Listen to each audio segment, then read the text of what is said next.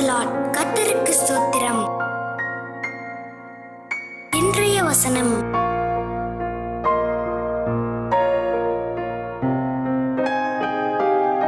சகரியா 8:16 மற்றும் 17 வசனங்கள். நீங்கள் செய்ய வேண்டிய காரியங்கள் என்னவென்றால், அவனவன் பிறனோடே உண்மையை பேசுங்கள். உங்கள் வாசல்களில் சத்தியத்துக்கும் சமாதானத்துக்கும் ஏற்க நியாயந்தீருங்கள்.